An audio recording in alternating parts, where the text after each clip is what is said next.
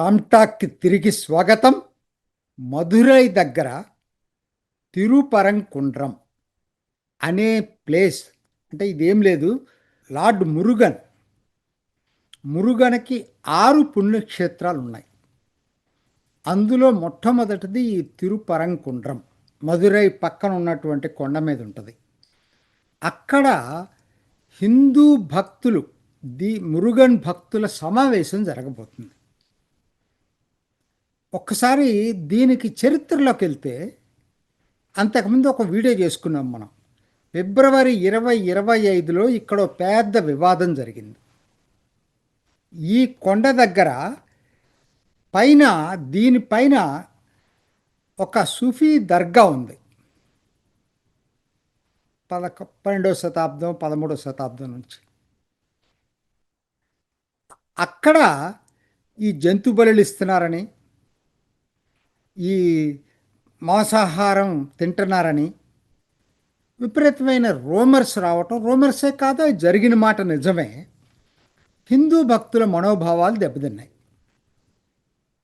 అదో పెద్ద వివాదమైంది. అసలు ప్రభుత్వం ఆ కొండని, ఇది స్కందగిరిని ఒక సికిందర్ కొండగా మార్చబోతున్నారనేది కూడా బాగా వార్తలు వచ్చినాయి.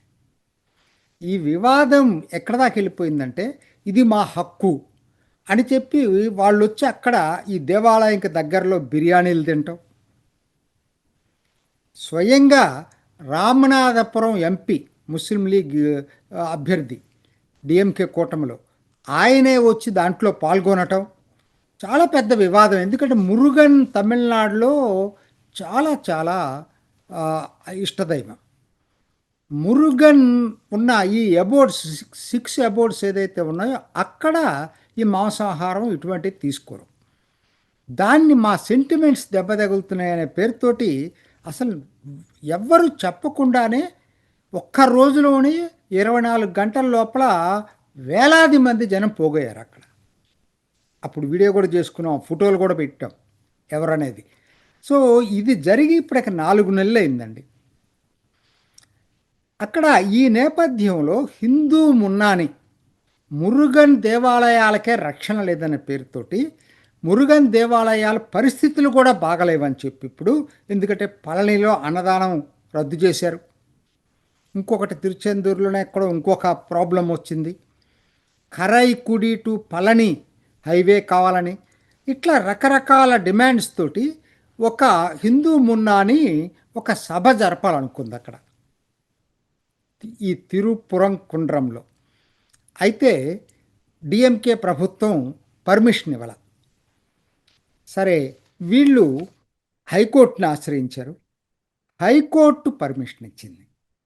ఇప్పుడు ఆ హైకోర్టు పర్మిషన్ నేపథ్యంలో జూన్ 22వ తేదీన 5 లక్షల మందితోటి సమావేశం నిర్వహిస్తున్నారు. మురుగన్ భక్తుల సమావేశం, దాని పేరు తిరుపరంకుండ్రం. ఎందుకు ఇందానే చెప్పాను కదా, ఇది చాలా ప్రత్యేకమైనటువంటి పుణ్యక్షేత్రం, మొట్టమొదటి పుణ్యక్షేత్రం మురుగన్కి. అక్కడ దీని ముందుగానే, సభకి ఇంకా ముందుగానే 1,00,000 మందితోటి స్కంద షష్ఠి కవచం స్తోత్రం చేయబోతున్నారు, 1,00,000 మందితోటి. సో ఇది మామూలుగా ఎందుకు దీన్ని చెప్పాల్సి వస్తుందంటే, ఇంకొకటి కూడా ఇక్కడ విశేషం ఏంటంటే, మీకు అందరికి గుర్తుంటుంది, కొద్ది నెలల క్రితం పవన్ కళ్యాణ్, జనసేన అధ్యక్షుడు పవన్ కళ్యాణ్ తమిళనాడులో ఈ 6 పుణ్యక్షేత్రాల్ని దర్శించాడు, ముఖ్యంగా మురుగన్ పుణ్యక్షేత్రాలని. అది కూడా దీంట్లో నేపథ్యం. ఈ సమావేశానికి ఇప్పుడు వస్తున్నటువంటి వార్తలు, మనకు వార్తలు కాదు, అది డైరెక్ట్గా నయనార్ నాగేంద్రన్, బీజేపీ రాష్ట్ర అధ్యక్షుడు, ట్విట్టర్లో పెట్టింది ఏంటంటే, ఈ సమావేశానికి యోగి ఆదిత్యనాథ్, ఉత్తరప్రదేశ్ ముఖ్యమంత్రి, పవన్ కళ్యాణ్, ఆంధ్రప్రదేశ్ ఉప ముఖ్యమంత్రులు హాజరవుతున్నారని చెప్పి పెట్టాడు. ఇదండి. ఇంత పవన్ కళ్యాణ్, ఇందాక ఎందుకు చెప్పానంటే, పవన్ కళ్యాణ్ ఆ తీర్థయాత్ర చేశాడు 6 పుణ్యక్షేత్రాలు అనేది. పవన్ కళ్యాణ్ తమిళనాడులో వచ్చే ఎన్నికల్లో పెద్ద రోల్ ప్లే చేయబోతున్నాడు అనేది అర్థమవుతా ఉంది. ఇంతకుముందే వన్ వన్ నేషన్ వన్ ఎలక్షన్కి ఒక సెమినార్లో కూడా మొన్న చెన్నైలో పార్టిసిపేట్ చేయడం జరిగింది.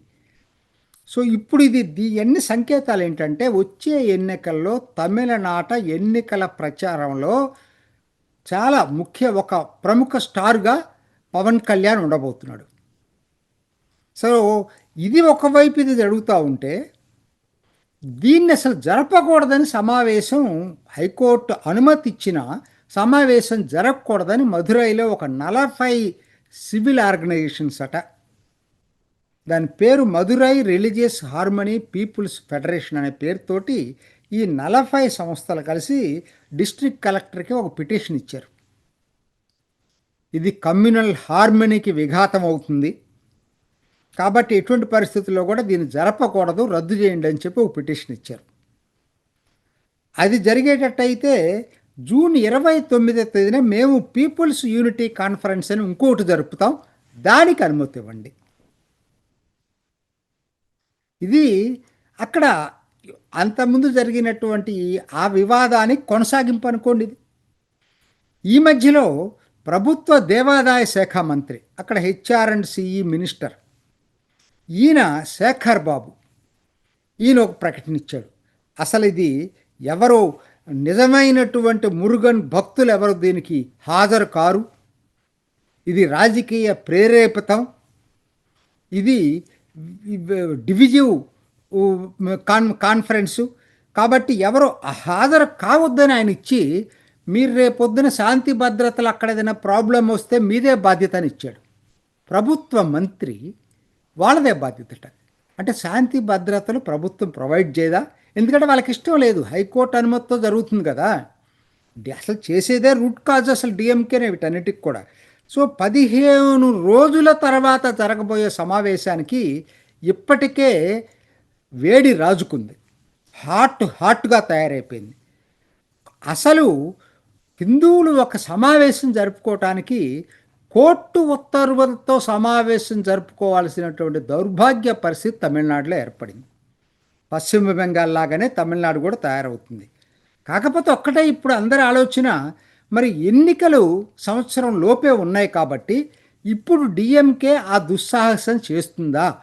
ఎందుకంటే ఎన్నికలను దృష్టిలో పెట్టుకొని లార్డు మురుగన్ కాన్ఫరెన్స్ అని పోయిన సంవత్సరం ఒకటి జరిపింది డిఎంకే, అందరికి తెలుసు. సో డిఎంకే మురుగన్ కాన్ఫరెన్స్ జరపటం ఏంటని అందరూ ఆశ్చర్యపోయారు.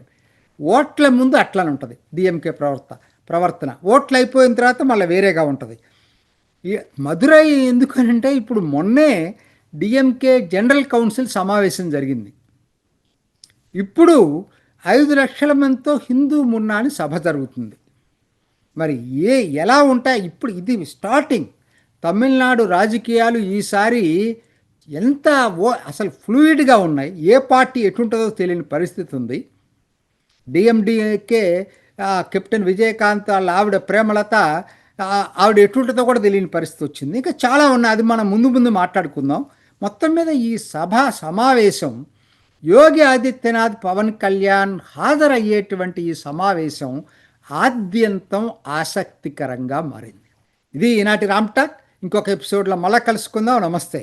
చూసారు కదండి, మరి ఈ వీడియో కనుక మీకు నచ్చినట్లయితే ఒక లైక్ కొట్టేసి మీ అభిప్రాయాన్ని కూడా కామెంట్ బాక్స్లో తెలియజేస్తూ ఇలాంటి ఇంట్రెస్టింగ్ అప్డేట్స్ కోసం మా ఛానల్ని సబ్స్క్రైబ్ చేసుకోండి.